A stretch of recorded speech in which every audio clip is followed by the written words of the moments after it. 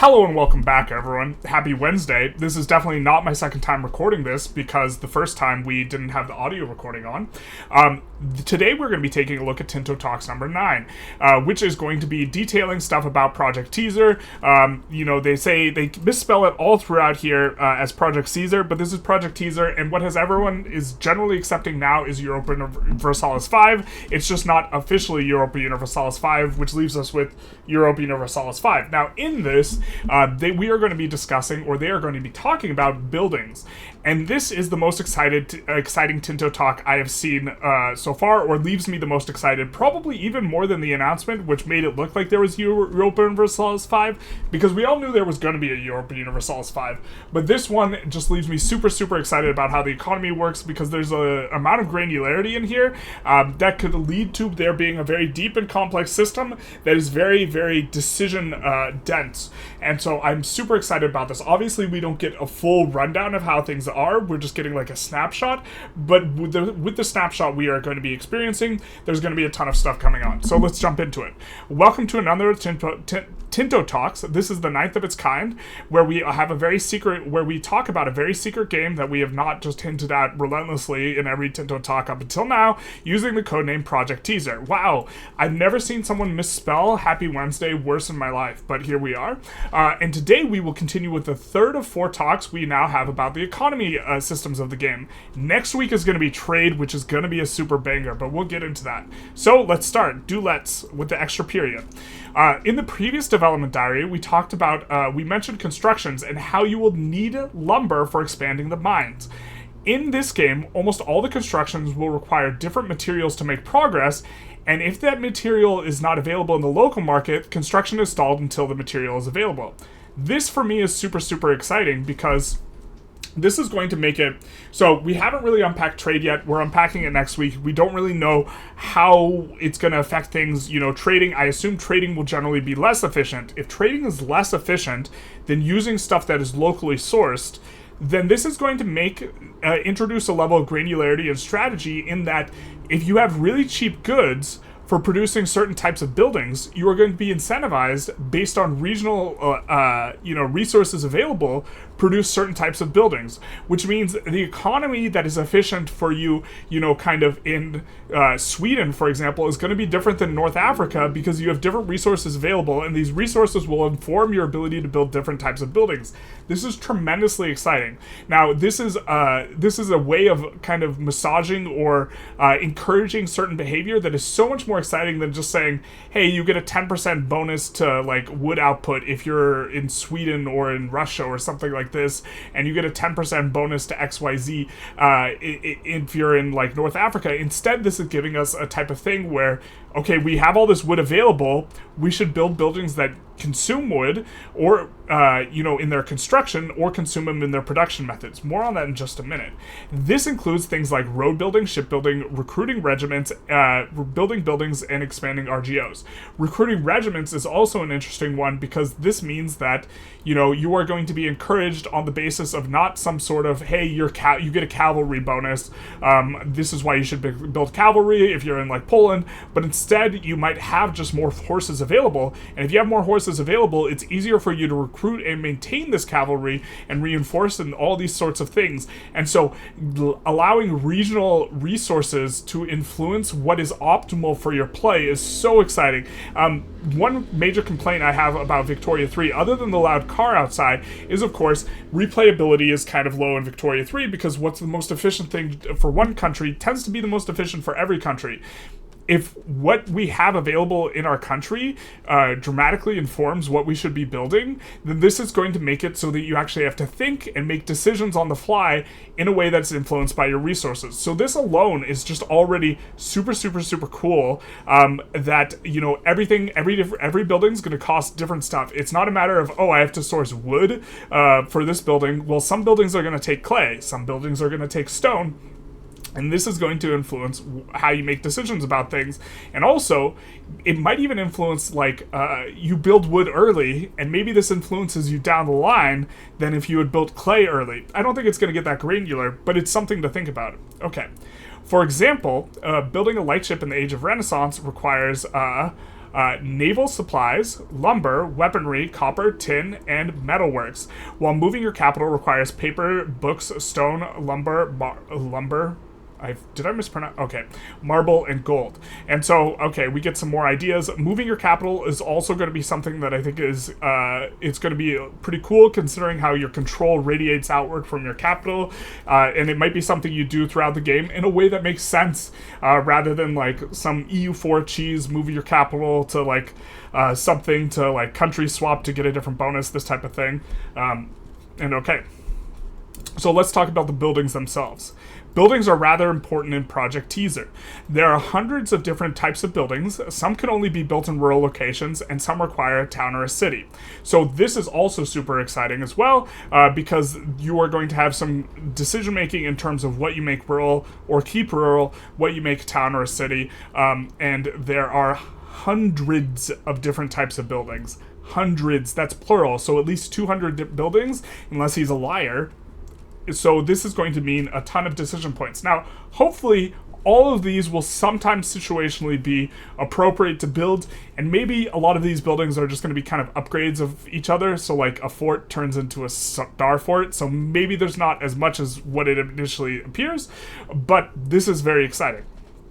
Some can only be built in ports.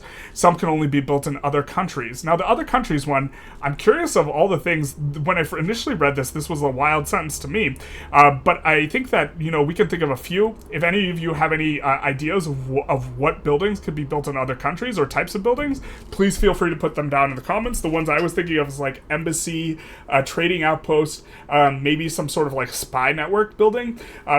But this is an interesting sentence on its own, as is kind of the next one, which is some that you can only build when there is no owner of a location.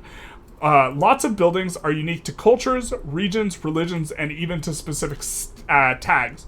This is also an important or interesting statement, which means that certain strategies around certain buildings are going to be unlocked by you playing a specific country. And this is a type of flavor that I don't have a problem with. I think that the developers of Victoria 3 like to keep it more sandboxy and not have this type of stuff.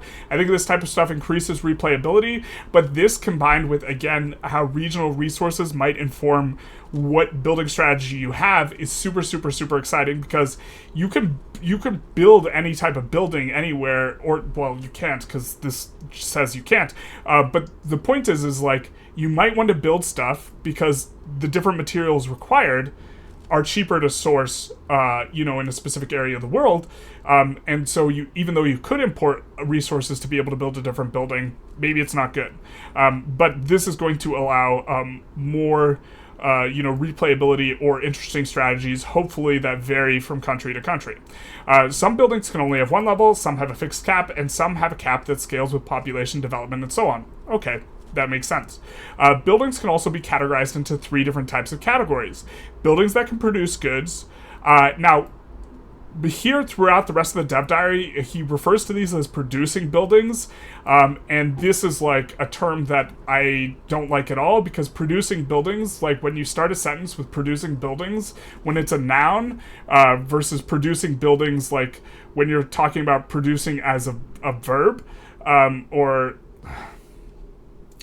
so when you are producing as a verb, versus producing as an adjective referring to buildings is like a little bit confusing, but so I would prefer production buildings, but okay. Buildings that only give effects, and buildings that can only be built by estates. Now this part's exciting too. Those pure estates usually have drawbacks to them as well, as it's not easy to remove them. So we see here the parish church, which is an estate building, we assume, for the church. The clergy power, it gives clergy power, peasants power. It has a production method, so it's going to consume all of these on a weekly, monthly, daily, tick basis, what have you. But it's going to have this negative effect of effectively taking away crown authority, which obviously we don't like, and it's produced by the buildings of these, or by the buildings. It's produced by the pops that are part of the estates, with some of their money, and so having this dynamic stuff where you have the state-controlled stuff while simultaneously, the estates are pushing their own agendas in places, is very interesting. You could, for example, try and specifically push up the price of goods required to produce a parish church, and this is just spitballing an example of a play pattern, not saying I think it's going to be common, but you could try and push up the price of the stuff required to produce a parish church, because we know everything has its own cost that's going to vary from building to building, and if you push up the prices, maybe you can help to disincentivize the estates from producing these buildings, which is like, that's an interesting kind of interaction to do. So maybe this requires a lot of glass to make. Well, then what you could do as the state is you could try and push up the price of glass intentionally. You could either decrease the supply, right, or you could increase demand, and either of these will push up the price. Okay. So what about producing buildings then? And here's where it's unclear, right? He's talking about production buildings, not us producing buildings, not us building buildings, but he's talking about production buildings. This is where the truly fun part begins. This is pod racing, you guys. This is where the fun begins. Project Teaser has a large amount of goods. We currently have about 70 different ones that have different needs. Some are needed for the military, some are needed for solely by pops, and some are needed by buildings. That's a lot of goods, huh? 70 different goods. I stared at this good for a while trying to figure out what the hell that was. We'll get to that in a second.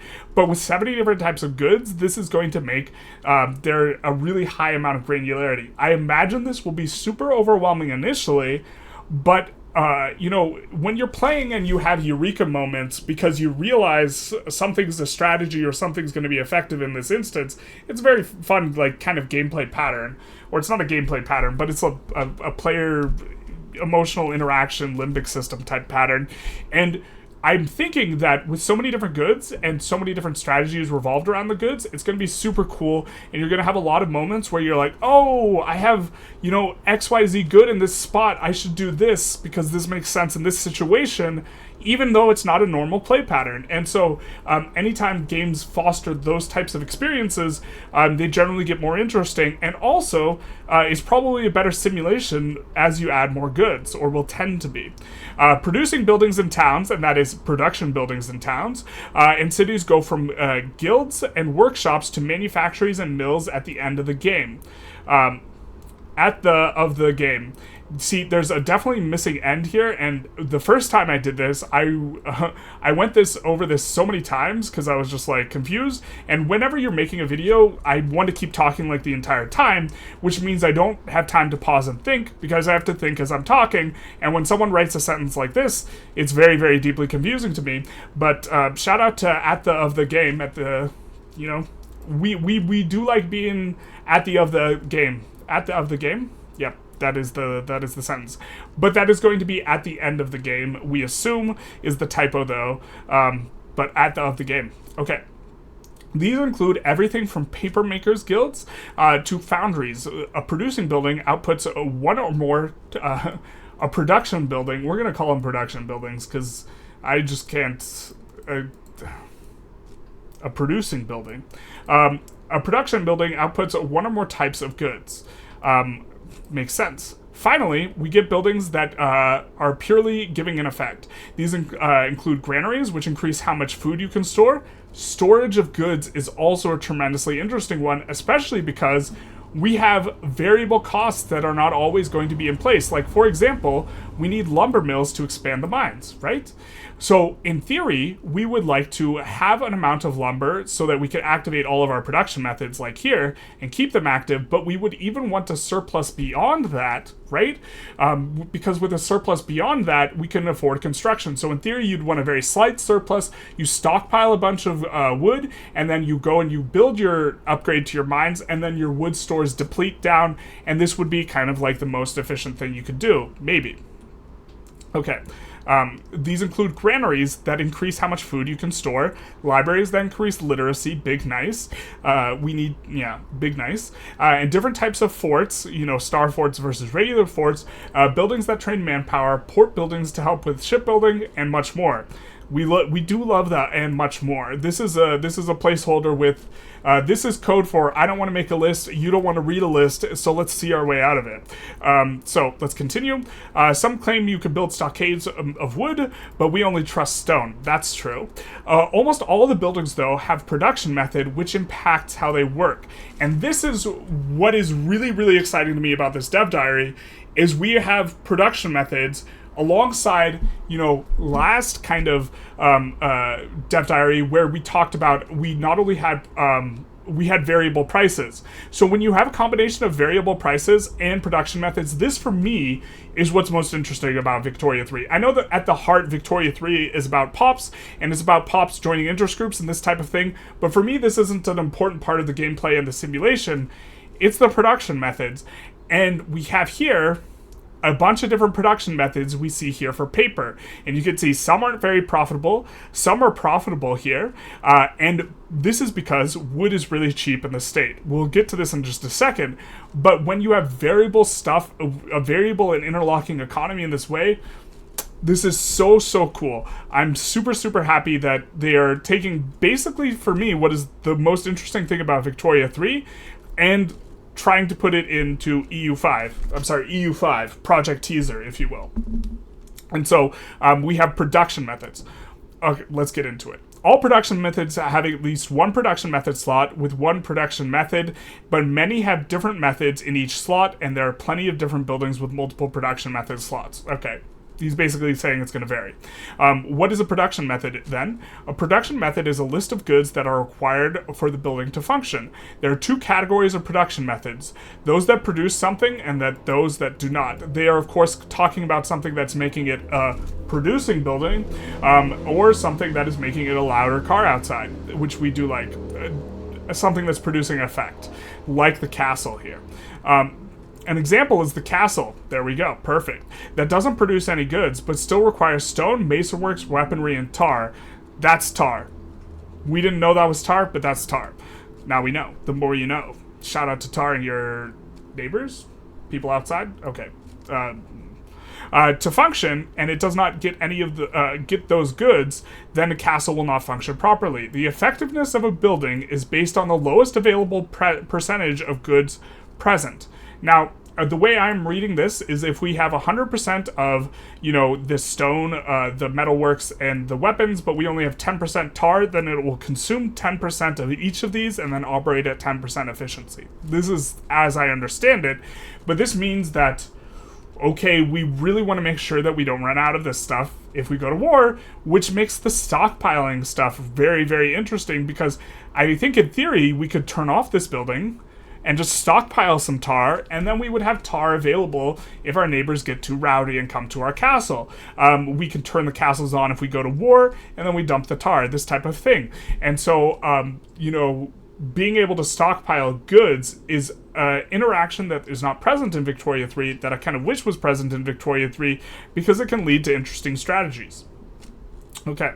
The effectiveness of building is based on the lowest available percentage of goods present, and will only purchase and use required materials that in that percentage required. This is, I think that I'm like not a fan of this sentence, but like I think this means that, again, if we have 100% of 3 and 10% of 1, we produce at 10% efficiency and we consume at 10% efficiency. Is as I am reading this, it's a sentence. It's truly one of the sentences of all time. If the market cannot supply enough resources, then it will not work. And so I take this to mean if there's 0% of anything, the building just straight up doesn't work, which I don't know how I feel about that, because I feel like you could still defend a castle with some of these other things. So maybe I'm not reading this correctly. Maybe I am reading this correctly. Also, if you take a look here, goods requirement for construction, we see that it requires stone to construct, but not to operate. And so you are going to want to, have goods available for production of the buildings, of the producing buildings, and then you are going to want to have goods available for the operation. Okay. The output of a production building is also scaled by the percentage mentioned above. So we take it to mean if this is 10%, if it's stuck on 10%, then the garrison side is 50. I don't know how zone of control would be 10%, so that seems like a binary thing. But okay. And again, we did take a look at this paper stuff, and kind of in the tooltip below, there are a few options here, but only wood pulp would be profitable here, probably because of the great supply in lumber in this market. Now, if there's one production method that is just terrible and you never use it, like chainsaws in Victoria 3, then it doesn't lead to interesting decisions and it just leads to clutter. However, I'm assuming that this is going to be a situation where, if you have a lot of leather, I assume this is, available in a market, then you'll actually want to use animal parchment. If you have a bunch of cloth or linen or whatever this is available, then you'll probably want rag paper.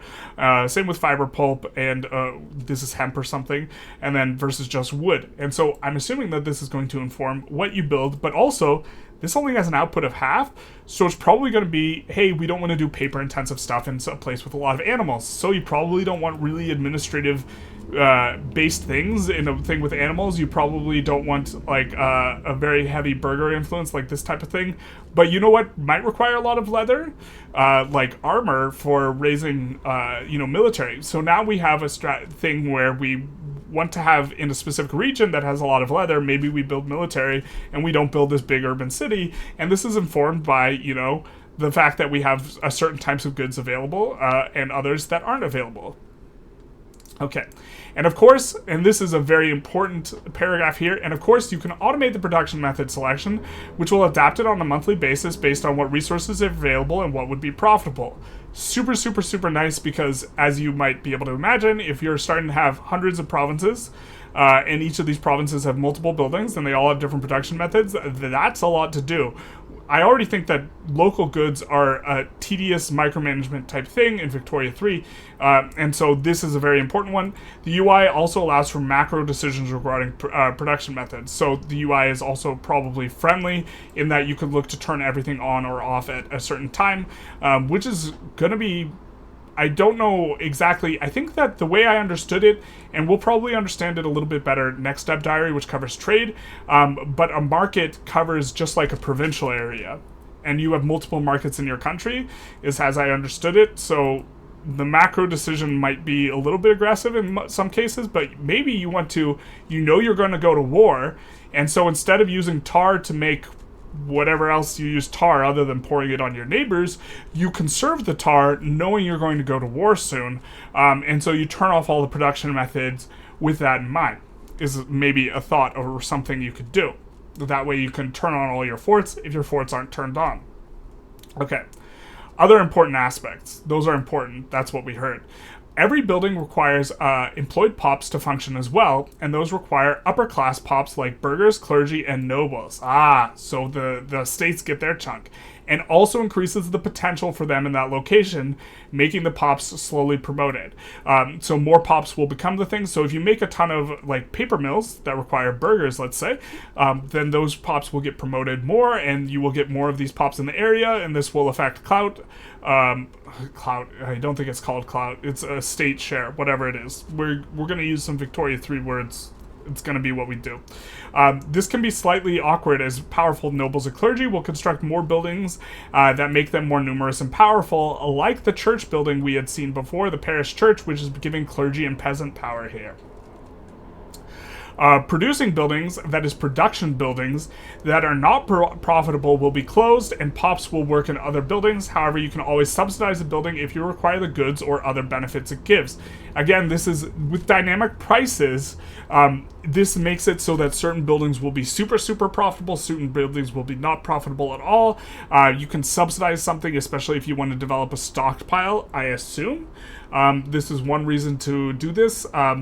Okay, speaking of profit, the profit of the building is added to the tax base of a location, which, as you recall from last dev diary, is going to be influenced based on how much control you have, how much you are able to take, and what share ends up going to the estates, is kind of how I understood it, as maybe being, but it was kind of a little bit unclear in my mind whether or not it would be exactly like that, or if sometimes money or economic activity just got annihilated. But it's adding to the tax base of the location. So This means that, in theory, we would want to keep prices high of our output goods, similar to Victoria 3, and also prices, or generally in Victoria 3, the way production methods work, if you increase both the input and output prices, it creates more economic activity, which will allow you to generate more in terms of your tax base, split amongst the power of the population in each location. I really, really like this second part. Because, so for me, in Victoria 3, a little bit of a boogeyman is performance, because we have PTSD, because that is almost always what is referenced in terms of why the developers can't implement a current thing, is because performance is rough. Right now, it's kind of like, depending on if you start off with as a GP, it's like a 60-year game, and if you start off with someone else, it's a little bit longer, but split among the power of the population in the location implies that it's not split among the power of the people working in the building. And so because of that, there is less fracturing that occurs in my mind based on my reading of this. And it is, I think there are less entities to have to calculate, because all your different buildings, they only split the power amongst all the pops in the location, not based on a per building basis. So the pops aren't getting like shoved into the per building in the same way they are in Victoria 3, where each pop gets paid a different amount in different buildings and this type of thing. Instead, the pops are just in the place, and the place just assigns the profits to the pops proportionally throughout the entire location. Okay. This is as I'm reading it. Of course, this is not a full explanation. This is just, for me, was an important takeaway.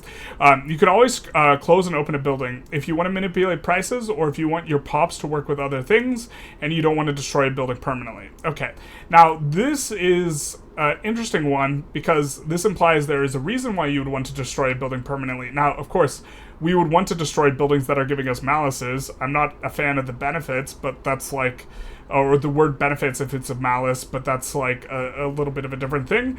But this implies maybe there's going to be building slots. I hope not. Maybe there's going to be infrastructure. Fair enough.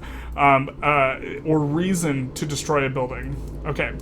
We mentioned last week about different ways to get raw materials, and one way to get it, besides trade, which we assume generally is going to be less efficient than sourcing the materials yourself, is through a set of rural buildings. These include lumber mills that you can build in any wood or forest location. So this makes sense and seems neat, but also seems like we can scale it up. I assume that deforestation won't be a thing. Location to provide lumber, sheep farms, stone quarries, and many more. We have the many more. Shake its fist. There's a bigger list, but we don't want to tell you. Okay. And here we have the stone quarry. Stone quarry, it requires clay and lumber to produce, or to create this producing building, to create this production building, and it will, as its PM, use these to make stone. Yes, this requires some input. Might be worth it. Okay. These are stockpiles of goods, but there are stockpiles of goods, but those are in the market.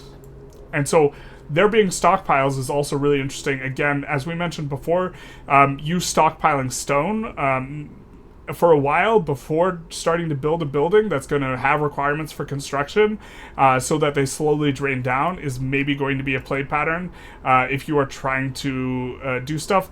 Again, I can't remember how big the market is. I think it's on a per province basis, not a per country basis, but I can't remember. So this is going to maybe influence things a bit. There are buildings that you can build that increase the amount that they can store. And so maybe it's the case that you're almost done, or you're almost at your cap for stone, but you can use the stone to build another place that stores stone.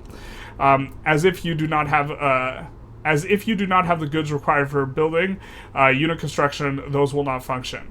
And so, again, you're probably going to want to stockpile weapons, and the dynamic of, spending longer and stockpiling weapons for a long period of time, making you more war ready to prevent eternal and constant warring, is a play pattern I think is good. They didn't mention anything about goods so I think goods should decay over time, like in a theoretical simulation. Right, when you're stockpiling them, if it's like grain, you lose 10% a year. If it's stone, you lose almost nothing a year, for example. Based on the perishability, some goods should be lost or this type of thing. They didn't mention anything like that. I'm super fine with that not being a thing. I think theoretically it's a good mechanic, but like, it probably adds a ton of calculations, right? So, stockpiling specifically weapons and construction goods for when you go to war or you're building a building, respectively, it seems like a play pattern that might be present in the game, and I think that's interesting. Speaking of markets, that is something we will discuss about more next week. Again, we don't know exactly how they work this week as we delve deep into the trade system. So super excited about that. But it does seem, to me, this means that the thing I like most about Victoria 3 looks like it's probably going to be present in Europa Universalis 5, which is there's going to be different production methods, there's going to be different buildings. And, well, in Victoria 3, every building is constructed with the same goods. That's not the case here. And there's also going to be, seemingly, some granularity in that, first, there are going to be unique buildings, but also, if buildings have different requirements for their production, like we see, this requires stone to build a castle, and it requires clay and lumber to build a stone quarry. If there's going to be a bunch of different production, or there's going to be a bunch of different requirements for different things, and this might inform your strategy, this is going to give so much more decision-making points, which is going to be really, really interesting. I mean, 70 is a lot of different goods, so this will probably be a pretty steep learning curve to like get a feel for when you should build what when, but creating this greater degree of complexity, which also seems to be a good simulation, I'm just super excited about. Super excited about. Probably gonna need a towel. Anyways, I hope you enjoyed this video. If you did, please feel free to like, comment, subscribe. It does help out, especially if you have ideas of what you can build in other people's countries, because that was like a crazy sentence that we read. Some can only build in other countries. Embassy is like the obvious one, but anyways, that was an interesting one to me. And other than that, have a happy Wednesday, everyone.